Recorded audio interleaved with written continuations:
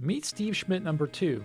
He answered my first batch of inquiry emails with a little bit of curiosity and empathy as someone who works in the field of market research. I know getting people to participate in some of the research that you're doing is kind of hard, and I really appreciate when people participate in my research. So, I met him before the sun was about to set on a weekday night in New York City, where he lives with his partner and their dog, Rocky. This 25-year-old Steve Schmidt was born in Birmingham, Alabama. He spent most of his childhood in a small town in northern South Carolina, a place that stands in stark contrast to his current surroundings in New York. As soon as he graduated from college in South Carolina, he bolted for the Big Apple. I was always interested in the city. It's something I look forward to. I found this Steve Schmidt on LinkedIn and later on Facebook. Although he maintains somewhat of an online presence through Facebook, he does so under the highest of privacy settings. In college, he ran an online journal, the precursor to the modern-day blog, on Xanga and later on LiveJournal. He then had a brief blog on Blogspot.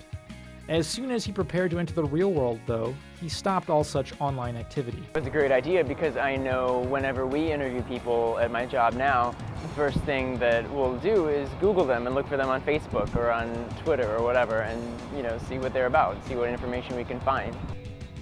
His biggest online presence may be as a mage, a type of power-wielding wizard that is one of his favorite characters on the popular multiplayer online role-playing game World of Warcraft. He calls himself a, quote, casual player who plays a few hours a week, oftentimes with friends who are back in South Carolina. Right before I visited him, the World of Warcraft community was up in arms over the issue of possibly using what is known as Real ID, which would list the actual name of someone who posted on the game's official message board, along with his or her character name. Eventually, the initiative was curtailed mainly due to security and cyberstalking concerns. Some of the female gamers were worried about their security or cyberstalking or something along those lines, and there was this huge backlash against it.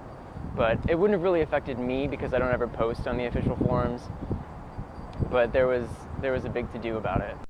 At one point, this Steve Schmidt, possibly at age 11, thought about changing his name when he turned 18 because he thought it was, quote, boring.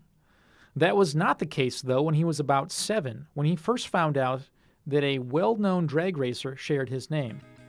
Yeah, when I was a kid, there was like the race car driver, Steve Schmidt, and I thought that was like the coolest thing ever. So I asked my parents, oh, can I tell my friends that you named me after the race car driver, Steve Schmidt? Which I don't even know if it made sense or not because I don't know if he was driving or famous when I was born, but I was really excited about that. Like Steve Schmidt number 1, he too has been mistaken for other Steve Schmidts via mail. But all of his stories are of the electronic variety. With an email address that is relatively similar to his name through a mainstream service provider, he has received several emails meant for others during the past few years. I'd say 5, 6, or 7 maybe emails for other Steve Schmidts that range from Steve Schmidt, an architect who's supposed to be designing a building, and then I was talking to a client or something, a client emailed me, or one Steve Schmidt who's overseas in the Army. I guess I'm included in his family emails or something along those lines. Most of the time when that happens, I'll write back and I'll say, look, I think you have the wrong Steve Schmidt here. Although he loves the city's culture and plentiful amenities, there are times when he thinks about the simpler way of life he knew in the South. I guess in New York, I factor in half an hour to go anywhere. Okay. I kind of miss being able to hop in the car sometimes and drive 5 minutes and go to a Walmart or a Target and get whatever I want in one stop and then come home and be back in a half hour. Then there's another pet peeve of his, and all New Yorkers. Tourists. Tourists, yeah. Walking slow, keeping me from where I need to be. Before concluding our visit, I found out that we shared an interesting commonality.